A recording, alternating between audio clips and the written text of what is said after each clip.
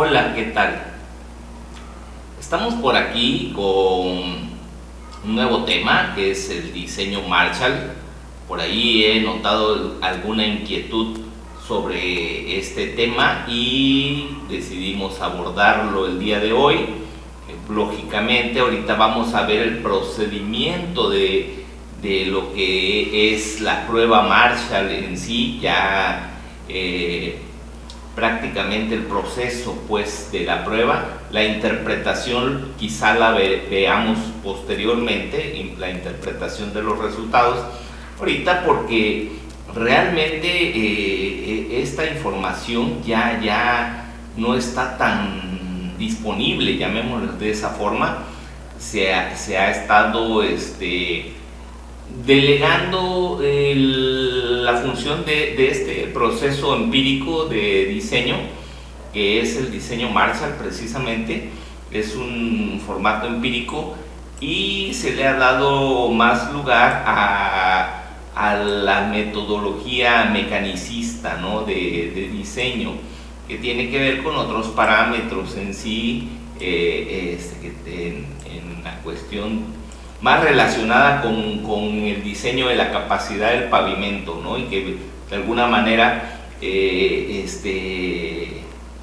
la capacidad del pavimento va a influir en la forma en que ahora diseñamos, como la tendencia del superpave o superpave, y ahora también tomando en consideración algunos elementos, como en el caso del programa que tiene el IMT para diseño de pavimentos, que de alguna manera toma en cuenta otros parámetros que por el momento no los vamos a ver. Sin embargo, el método de diseño Marshall es un método que se sigue utilizando para controlar la calidad de los pavimentos.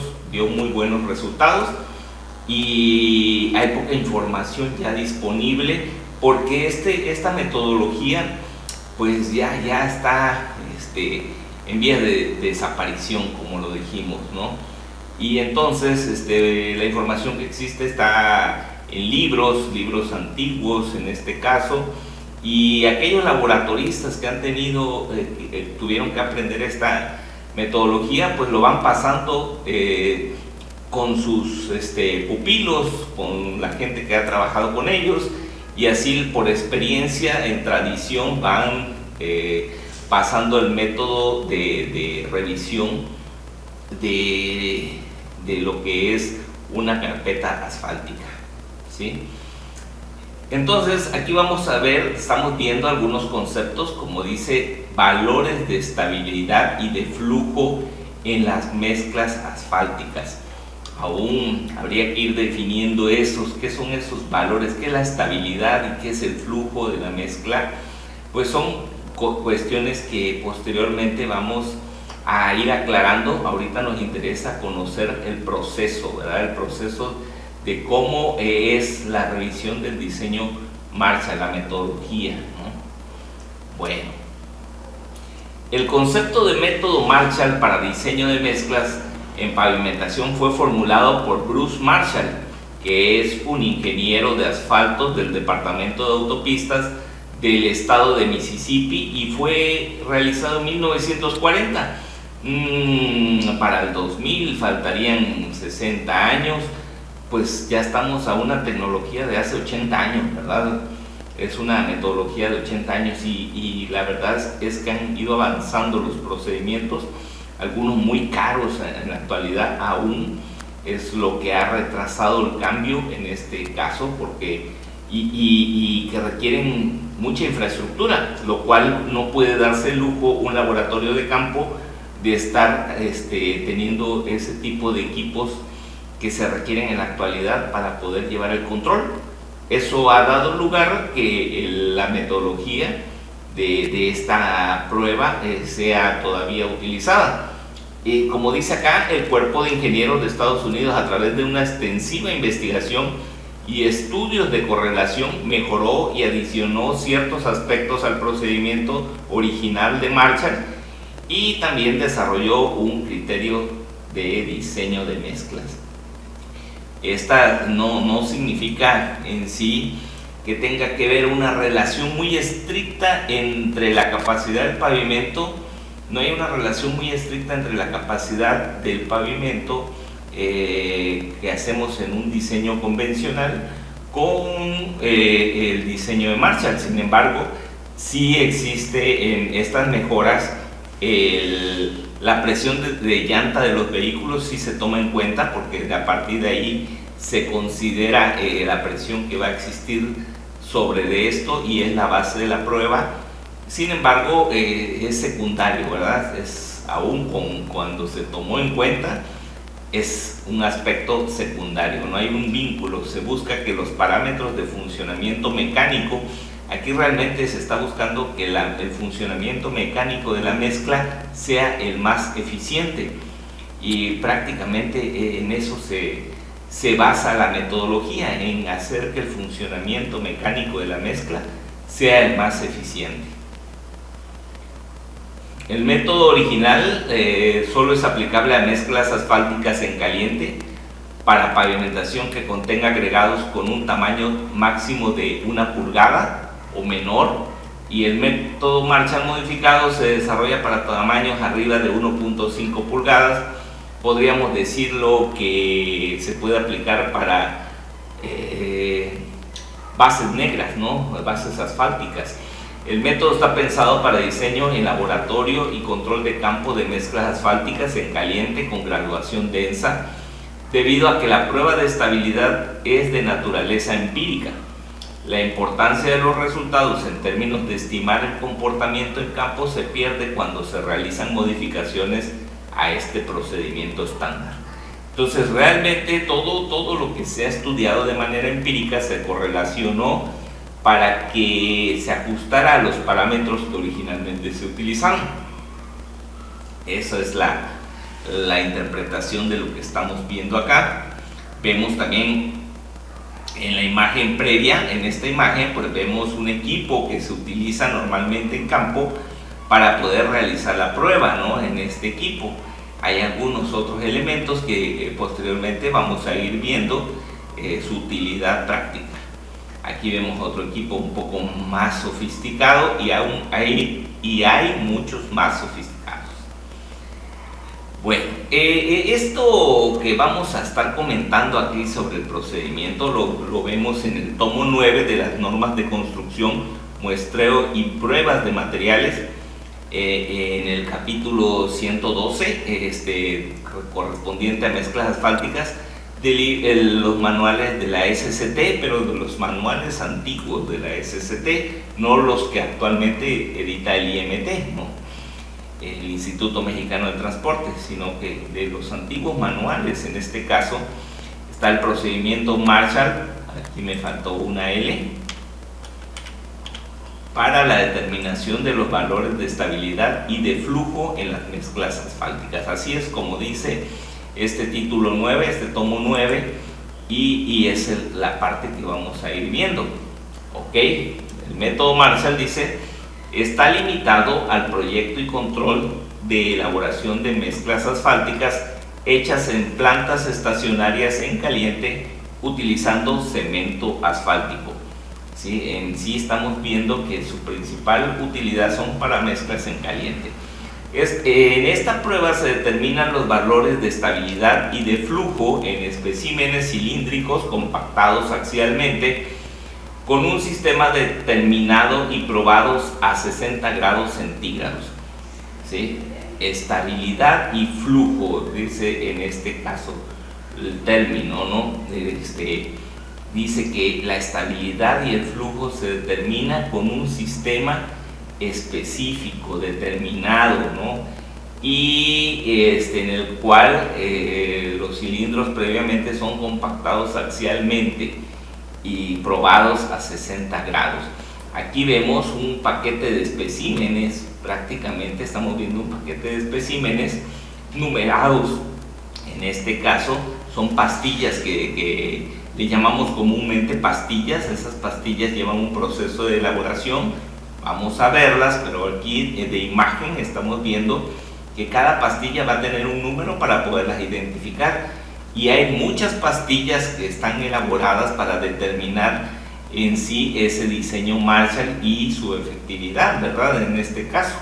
Entonces aquí ya vemos 18 pastillas prácticamente, y eso nos está evidenciando que la metodología lleva un cierto proceso que tiene varios elementos. Vamos a ver por qué hay tantas pastillas también, por qué hay tantos elementos. Bueno, el valor de estabilidad se determina midiendo la carga necesaria para producir la falla del espécimen aplicada en sentido normal a su eje. Aquí vemos que se está aplicando la carga en el espécimen. Si nos damos cuenta, está colocado o montado en este contenedor de la pastilla, se le aplica la carga, el contenedor tiene un cierto espaciamiento, y al aplicar la carga pues vamos a notar ese deslizamiento en sí, y de alguna manera vamos a poder determinar esa estabilidad, ¿no? Aquí vemos una curva de estabilidades y vemos que según las pruebas se va a formar este tipo de comportamiento semiparabólico, ¿verdad? Bueno, este elemento es el que estábamos viendo también. Voy a regresar unas diapositivas, lo estamos viendo acá, ¿no? Este es el equipamiento de la prueba Marshall, es la prensa Marshall, le llamamos también, ¿no? Bueno, ¿qué equipo necesitamos para la elaboración y prueba de especímenes? Es el siguiente: un molde de compactación, ¿sí?, provisto de collarín y de una placa base. Aquí vemos la placa base, ¿sí?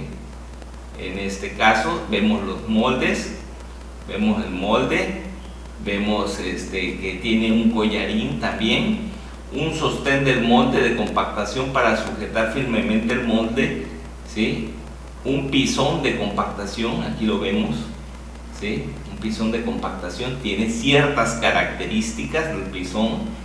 Realmente aquí puse los valores de lo que pesa el pisón y todo lo demás, pero realmente si ustedes adquieren el equipamiento en una empresa que se dedica a la venta de este tipo de elementos, pues prácticamente van a contar con un elemento que está normalizado de acuerdo a este tipo de pruebas. Así que aunque pareciera significativo acá, es un dato, es un detalle, ¿no? Pues también vemos en este caso que esta masa es estandarizada y es que va a tener una cierta energía de compactación la que vamos a aplicar, o sea, va a haber una cierta cantidad o número de golpes que tenemos que dar para formar la pastilla dentro de este molde, ¿sí? También está una máquina de compresión Marshall, que es la máquina que estábamos comentando, que es accionada con motor eléctrico y que permite aplicar cargas por medio de una cabeza de pruebas que tiene un anillo, y la prueba lo aplica a cierta velocidad específica para evitar que nosotros tengamos que ir aplicando mediante un gato en el cual pudiéramos tener una diferencia de velocidades.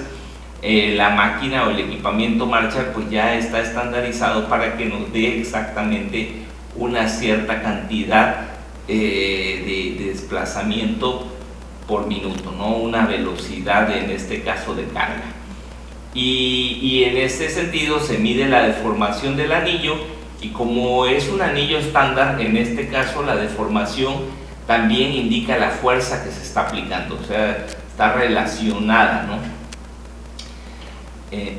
Como dice acá, está equipada con un anillo calibrado para determinar el valor de las cargas y un extensómetro que vemos acá que nos va a medir la deformación.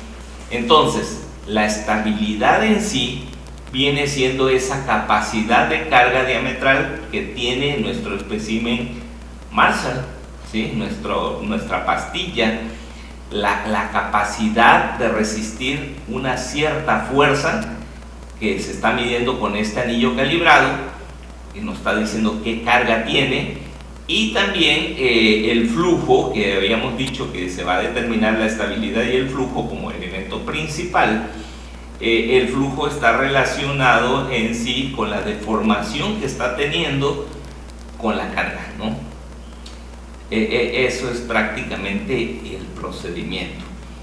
Para eso también tenemos otro elemento más, un tanque de saturación, también conocido como baño María, con dispositivo eléctrico para mantener la temperatura constante, la temperatura en este caso 100 grados normalmente, o 60 grados, ya lo dirá el manual en sí. Una hornilla eléctrica para calentar los agregados antes de mezclarlos con el asfalto, porque en el diseño nosotros lo vamos a hacer la mezcla en laboratorio, no es una mezcla que estemos sacando de la fábrica. En ocasiones sí, es para probar que la pastilla que tenemos fabricada en campo coincida con los parámetros que tenemos en el diseño, pero lo que vamos a trabajar en laboratorio es nuestro propio diseño originalmente. Entonces, para poder mezclar el asfalto con el agregado, se tiene que calentar el agregado, igual como se hace en una planta de asfaltos. Por ejemplo, las plantas de tambor giratorio, en este caso, este tambor calienta primeramente todo el agregado y luego lo pasa a un punto donde le va a inyectar el asfalto de acuerdo a la dosificación que la computadora haya sido programada. Y con esos agregados calientes se mezcla con mayor facilidad el asfalto, que también se encuentra a una cierta temperatura, ¿no? Igual lo haríamos en el laboratorio, mezclar nuestras pastillas con el asfalto que tenemos y con ciertas dosificaciones.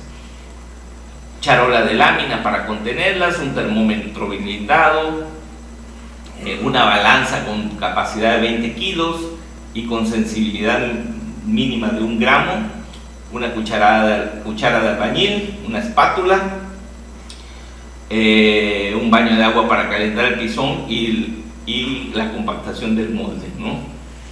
Aquí estamos viendo el peso del espécimen. En este caso vemos el peso del espécimen en seco y luego sumergido, ¿sí? La misma báscula tiene aquí un colgante donde se coloca el espécimen y se sumerge para también pesar sumergido y en seco, ¿no? Bueno, fijada la granulometría de la mezcla asfáltica, se determina el porcentaje en peso de los siguientes tamaños que han sido separados previamente. En sí, los materiales, para poderlo hacer, vamos a dosificarlos adecuadamente. Se supone que nuestras plantas de asfaltos normalmente tienen 3 contenedores con 3 granulometrías distintas, pero el método Marshall exige que separemos mucho más, ¿verdad? Es el procedimiento y así lo tendríamos que hacer. Digamos, una parte va a ser material retenido de la malla de media, y pues tendremos aquí el de media, el de 12.5, aquí tenemos de media, de 1/4, y de varios tamaños, ¿no? Aquí, si ustedes quieren sacarle una foto de la pantalla, podrán ver cómo vamos a separar los materiales en de 12.7, de 6.35, de la malla número 10, de la malla número 40 y de entre 10 y 40 y de la malla 40, ¿no? Entonces aquí ya tenemos separados los elementos y luego pues vamos a proceder a irlos mezclando conforme a la proporción de mezcla que se ha preestablecido. De acuerdo, esta mezcla debe caber en una cierta curva Marshall. Para cada contenido de asfalto se fabrican 3 especímenes, o sea, a nuestra mezcla la pesamos y tenemos en un momento dado, aquí dice 1100 gramos, 1 kilo 100 gramos, pues. Bueno, le vamos a aplicar, por decir algo, el 4% en peso de asfalto, o el 5%, o el 5.1, o el 5.3. Gradualmente se van a preparar 3 especímenes con diferentes cantidades de asfaltos, ¿sí? De esa manera vamos a tener varios especímenes, como los 18 que vimos en la figura anterior, ¿verdad? Vimos 18 especímenes, 18 pastillas, y decíamos, ¿por qué hay tantas pastillas? Porque hay allí hay 6 paquetes de cantidades, ¿no? 6 por 3 son 18, una tiene 4, un porcentaje de 4 o de 4.5, la otra de 5, la otra de 5.1, la otra de 5.2, y así hasta juntar 6 grupos de 3, ¿verdad? Por eso son 18. ¿Y por qué es necesario? Porque vamos a buscar qué contenido de asfaltos nos va a dar el mejor resultado en laboratorio para nuestra mezcla. O sea, quién tiene la mejor estabilidad y el menor flujo, quién resiste más sin deformándose menos, qué mezcla resiste más deformándose menos. Eso es el objetivo del diseño, ¿ver? Buscar la cantidad óptima de asfaltos para nuestra mezcla. Bueno, entonces, ¿cómo determinamos la cantidad de asfalto? La cantidad de cemento asfáltico que debe agregarse a cada muestra se calcula sobre la base del contenido mínimo de asfalto que se determina por el siguiente método. Esto es, dice que el retenido de la malla 10, el retenido de la 200, el pasante de la 200 y un coeficiente de porosidad. Se sustituye aquí en este sentido y con eso vamos a ir dosificando. La mezcla que vamos a utilizar, pues lógicamente es una mezcla tipo que entre precisamente entre nuestras curvas más idóneas, ¿verdad? Para poder tener unas curvas granulométricas para carpetas, y de esa manera podemos nosotros trabajarlo con mucha aproximación. Los contenidos que se sugieren: se sugiere utilizar del contenido neto calculado mediante esta formulación. De este contenido neto calculado se sugiere utilizar, digamos que fuera el 5 que nos hubiera dado, pues tenemos que calcular uno para 4, uno para 4.5, uno para 5.5, uno para 6, uno para 6.5 y otro para 7. De esa manera tendríamos valores para juzgar cuál ofrece el mejor comportamiento. Y si se dan cuenta, las vamos a meter en baño María, ¿sí? Se mezclan los agregados y el cemento asfáltico como si fuéramos nosotros la planta de asfaltos, calentando previamente a las temperaturas de 175 grados, en este caso los agregados, y a 120 grados el cemento asfáltico, hasta obtener una distribución uniforme de asfalto. O sea, calentamos previamente y luego los mezclamos hasta que sea uniforme la mezcla. La temperatura de la mezcla no debe ser menor de 100 grados al momento de elaborar el espécimen. O sea que aquí tenemos un espacio de tiempo antes de que la mezcla empiece a perder temperatura. Una vez que la hicimos la mezcla, tenemos que meterlas en el molde y empezar a pisonarlas con ese equipo que nosotros vimos que sirve para pisonar. Aquí está montado en la plataforma que decíamos, y está aquí con su collarín. Vemos el molde con el collarín amarrados. En este caso dice: para compactar la mezcla se procederá en forma siguiente: el pisón de compactación y el molde se calentarán en un baño de agua hirviendo. Una vez caliente se secará el equipo del baño y se colocará un papel filtro en el fondo del molde y se llenará con la mezcla en caliente. Se apoyará el pisón sobre la mezcla y se aplicarán de 50 a 75 golpes. Este pisón tiene un conductor para que no se salga, pues prácticamente para que la altura sea una altura estándar. Entonces uno empieza, los 50 o 75 golpes depende de la presión de llantas o la cantidad de tráfico que vamos a tener. Normalmente para estos caminos actuales o para carreteras se utilizan los 75 golpes. Entonces necesitamos que la persona que va a hacer esto, son 18 veces que tendría que hacerlo, y tiene que aguantar ese ritmo de los 75 golpes, ¿verdad? Por la pesa deslizante. Entonces él va a jalar el pisón hasta el tope, hacia arriba, va a hacer ¡pax! Y al momento que tope el pisón arriba, lo soltará para que caiga libremente y apisone el asfalto que se encuentra contenido dentro de nuestro molde. Entonces esto lo va a ir realizando hasta llegar a los 75 golpes por cada una de las pastillas que va a hacer. Una vez que termine de darle los 75 golpes, lo que tiene él que hacer prácticamente en este sentido es retirar el collarín y extraer la pastilla, ¿no? Eso es prácticamente. Dice, se quita el collarín y se invertirá la posición del molde, se colocará el collarín y se aplicará otros 75 golpes. Se me olvidó en este caso, perdón, ya tiene un tiempo que no hemos estado trabajando este tipo de pruebas. En el 2016, en este sentido, dejamos de trabajar en caminos, entonces ahorita estamos un poquito metidos más en estructuras y sismos y cosas así, ¿verdad? Pero igual estuvimos un rato ahí trabajando pruebas de laboratorio.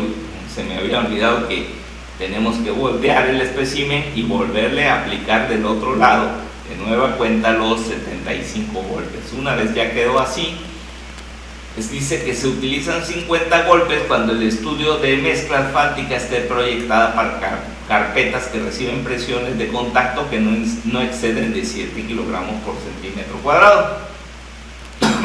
Y en caso de que las mezclas que se proyecten para presiones entre 7 y 14 kilogramos, se deberán aplicar 75 golpes. Lo convencional prácticamente para carreteras, pues va a ser 75. Se removerá el collarín y la placa base y el molde con su contenido y se sumergirá en agua fría por un tiempo mínimo de 2 minutos. Se extraerá el espécimen del molde, se identificará, o sea, el número que le pusimos, eso tiene que ver, el número va a estar ligado a un porcentaje o contenido de asfalto. Se identificará y se dejará enfriar a la temperatura ambiente durante 12 a 24 horas, o sea, la prueba no es inmediata. Los especímenes compactados deben tener una altura de 63.5 milímetros con una tolerancia de 3.2 milímetros. Como realmente al rellenar el molde nosotros no sabemos con precisión cuánto nos va a dar, esa tolerancia nos va a servir para poder hacer correcciones. A veces nos vamos a pasar un poquito, a veces nos va a faltar un poquito y es permisible, ¿no? No vamos a ser tan exactos porque va a depender del número de golpes y la pastilla y el tipo de agregado se va a acomodar diferente dependiendo de dónde estamos trayendo los bancos de materiales que nos están siendo necesarios. Pues lógicamente vamos a tener divergencias ahí. Bueno, la prueba de los especímenes comprende la determinación del peso volumétrico y de los valores de estabilidad y flujo. La prueba de gravedad específica puede ser desarrollada tan pronto como el espécimen se haya enfriado en un cuarto de temperatura. Esta prueba se desarrolla de acuerdo a la norma ASTM D1188 para la gravedad específica de la mezcla compactada, utilizando parafina, o el D2726 de mezclas asfálticas empleando superficies saturadas de especímenes secos. Pues aquí prácticamente pesamos el espécimen y medimos su volumen por el medio del volumen desplazado al pesarlo dentro del agua, ¿no? Ese es prácticamente el secreto en este sentido. Una vez que tenemos el volumen, tenemos el peso volumétrico de esa mezcla compactada. Para determinar cuál norma se debe utilizar, se realizarán pruebas de absorción a la mezcla asfáltica. Si la absorción es más del 2%, se utiliza la norma 1188, o sea, con parafina, y en caso contrario se recurre a la 2726. ¿Sí? O sea, si hay absorción de agua, es mejor que nosotros la recubramos porque entonces nos va a engañar el volumen a través del agua intersticial. La prueba de estabilidad y flujo: después de que la gravedad específica se ha determinado, se desarrolla la prueba de estabilidad y flujo, que consiste en sumergir el espécimen en un baño María a 60 grados, más o menos 1 grado de tolerancia, de 30 a 40 minutos antes de realizar la prueba. O sea, primero la calentamos la mezcla y es como si estuviera recibiendo rayos solares. ¿sí? O sea, vamos a considerar que al meterla en el baño María, lo que estamos haciendo prácticamente aquí es sometiendo a una condición extrema nuestro asfalto, nuestro pavimento. El baño María representa a 60 grados una temperatura de calor sobre del asfalto, entonces se va a deformar con mayor facilidad o no, dependiendo de la estabilidad de la misma mezcla y el trabajo mecánico de trabazón que realizan sus agregados, ¿no? De ahí que sea conveniente que los agregados sean triturados. Con el equipo de prueba listo, se removerá el espécimen de la prueba del baño María y cuidadosamente se secará la superficie. Después de colocando y centrándole en la mordaza inferior, se aplicará la superior. Las mordazas son estos elementos y se centrará correctamente en el aparato de carga. Una vez que estamos así, se aplica la carga hasta el punto de falla que se define por la lectura de carga máxima obtenida, porque empiezas a presionar y la carga se empieza a elevar en este micrómetro de máximos, y una vez que ya no da resistencia, ya no ofrece resistencia porque ya fluyó, en ese momento lo que vamos a tener es que va a caer la aguja, entonces ya el máximo va a quedar marcado y nosotros podemos tener de esa manera nuestra lectura de carga, ¿no? También se puede hacer en un equipo más sofisticado. Esto es lo convencional y este es un equipo más sofisticado. También aquí lo vemos en ambos el mismo equipo, ¿no? Mientras que la prueba de estabilidad de este proceso, si no se utiliza un equipo de registro automático, se debe mantener el medidor de flujo, en este caso es este otro medidor, sobre la barra guía, y cuando la carga empiece a disminuir se tendrá que tomar la lectura y registrarla como el valor de flujo final. También se puede utilizar un micrómetro de máximos entre el valor de flujo final inicial expresado en unidades de 0.25 milímetros. Ese será el flujo marcha.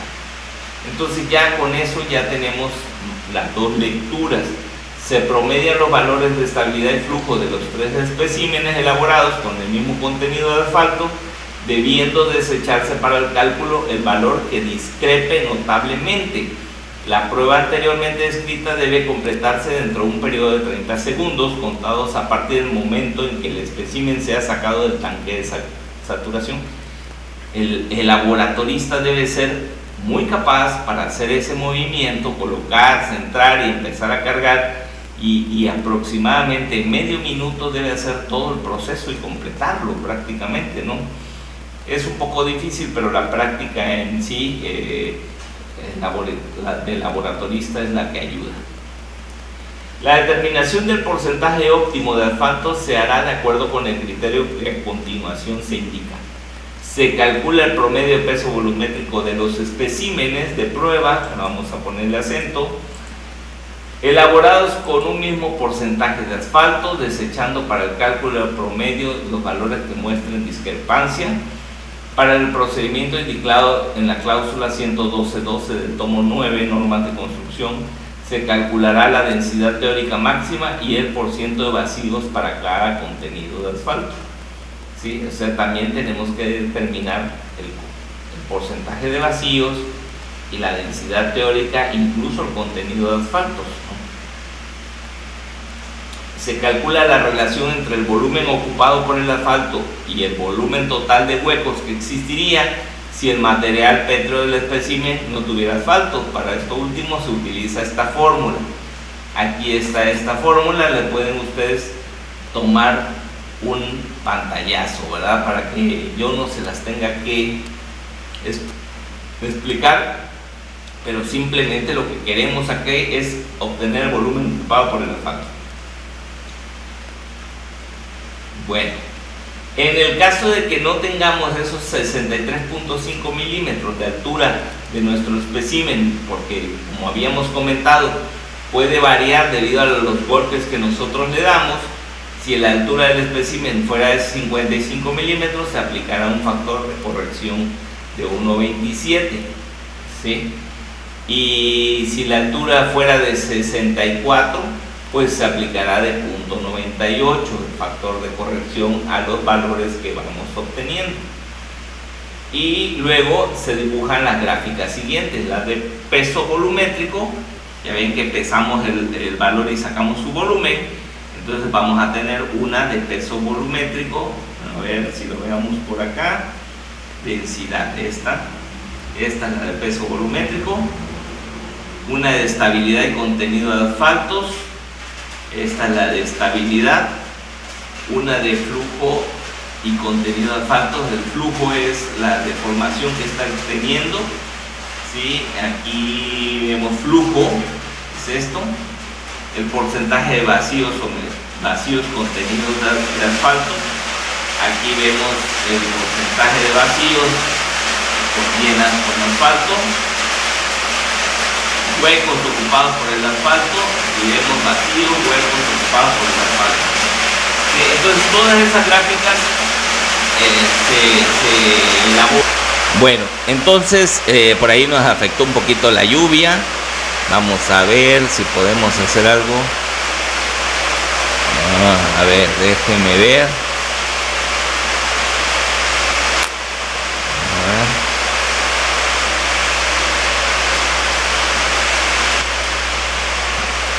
Bueno, a ver si podemos hacer algo ahorita, aún con la lluvia. Bueno, pues a nosotros nos interesa en este caso el que tenga la mayor estabilidad, ¿verdad? La mezcla nos interesa que tenga la mayor estabilidad. A ver, vamos a elegir un lápiz. Este negro me gusta, este lápiz negro. Pues aquí está una mayor estabilidad.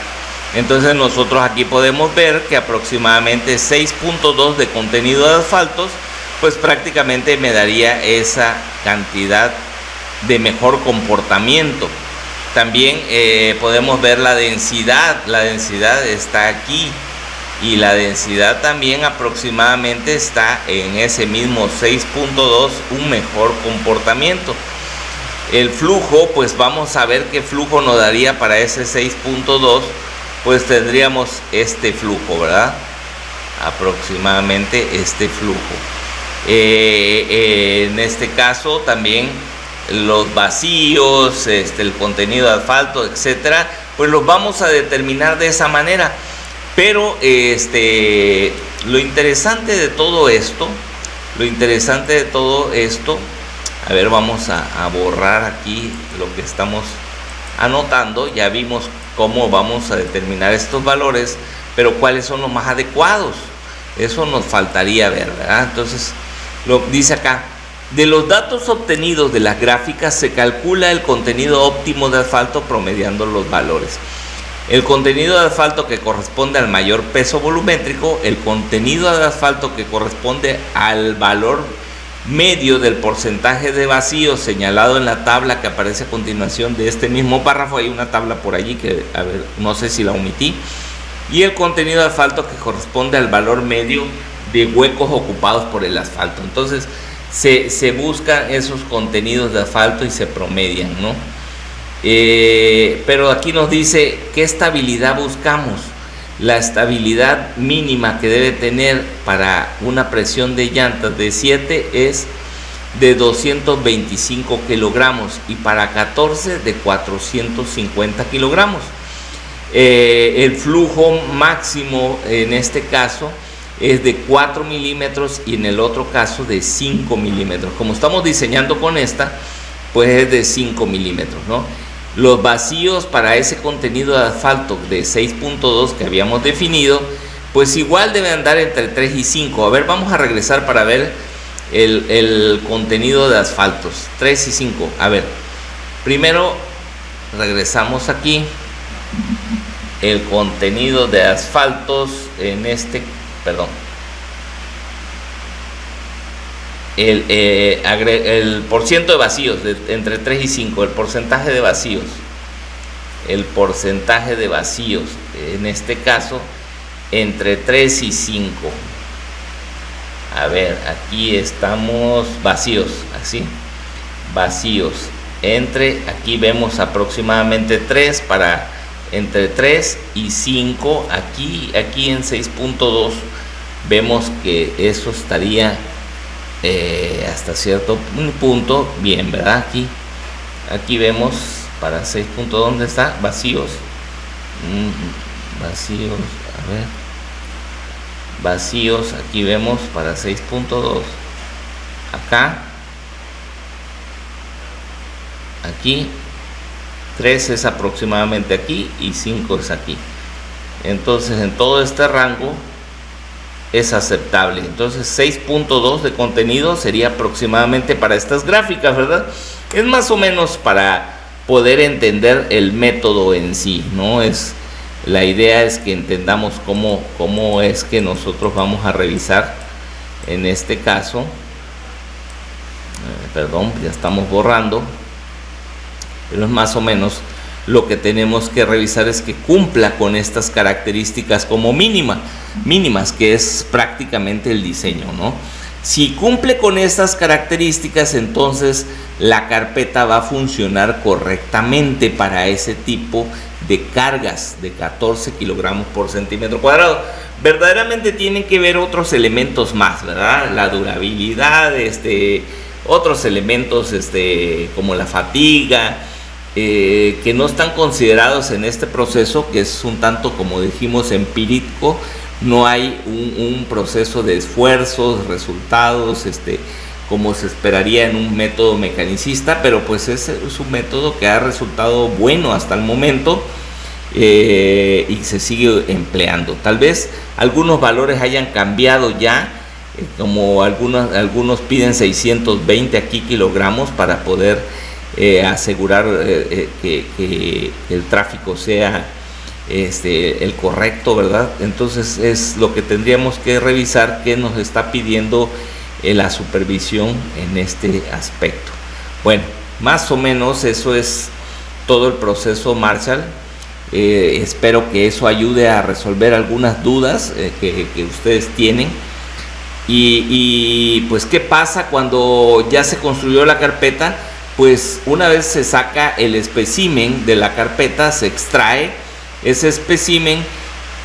Estamos hablando de un solo espécimen. Calculamos de ese espécimen su asfalto. Vamos a pensar que sacamos un espécimen cualquiera, este era nuestro diseño y sacamos un espécimen, y ese espécimen tenía tenía de contenido de asfalto 6. Entonces al checar el contenido de asfalto, vamos a ver aquí que 6 no es precisamente el mejor comportamiento, pero debemos ver no solamente el mejor comportamiento, debemos ver que nos esté dando el peso volumétrico de diseño, que nos esté dando la estabilidad mínima. Aquí está en libras, que es 1400. En este sentido está dándonos aproximadamente 1400 kilos, y que nos dé el flujo correcto, ¿verdad? En este caso, los vacíos también que estén dentro del rango que ya habíamos dicho, ¿no? Y si lo están y cumplen todos esos elementos, entonces esa pastilla está bien, ¿no? Ese pavimento está bien, está dentro de parámetros de diseño, ¿sí? De eso se trata prácticamente, ¿no? De poder determinar si lo que se construyó está dentro de los parámetros del diseño Marshall original, ¿sí? Entonces, bueno, pues espero que esta pequeña plática les ayude a resolver las dudas que tenían al respecto, cuando menos acrecentar las dudas mismas, pero con un conocimiento previo, el que estamos platicando ahorita. En fin, quedamos pendientes para poder platicar más sobre la relación de vacíos, para poder platicar más sobre la estabilidad, ver algunas referencias bibliográficas que lo hablan, para que ustedes puedan profundizar en el siguiente video. Nos estamos viendo. Hasta luego.